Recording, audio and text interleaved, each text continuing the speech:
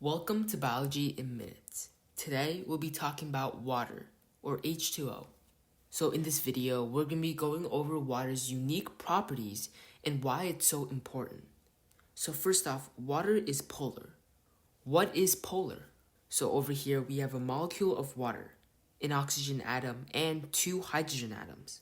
So before we talk about polarity, we need to understand electronegativity. Electronegativity is a tendency for an atom to attract shared electrons.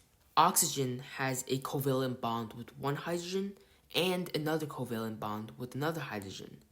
In that way, the electrons are shared. However, oxygen has a higher electronegativity, around 3.44, and two hydrogens have electronegativity of 2.2. As a result of the high electronegative oxygen, it wants the electrons more. So electrons actually are closer to the oxygen rather than the hydrogen. And because electrons are negative, oxygen has a partial negative charge, and the two hydrogens have a positive partial charge.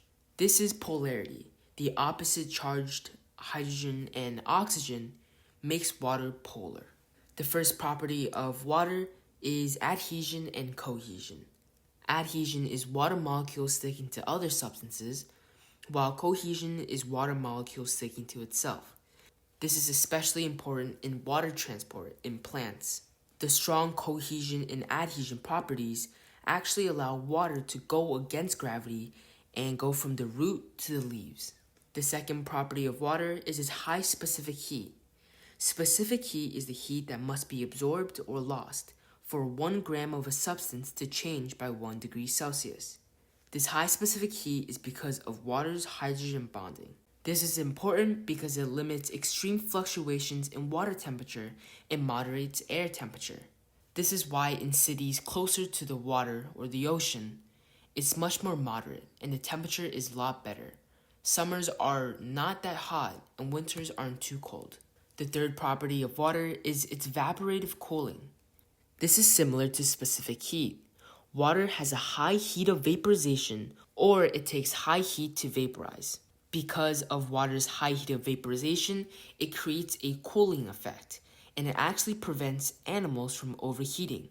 For example, when humans sweat, the water evaporates and actually leaves behind a cooler temperature. The final special property of water is that its solid form, ice, actually floats in water.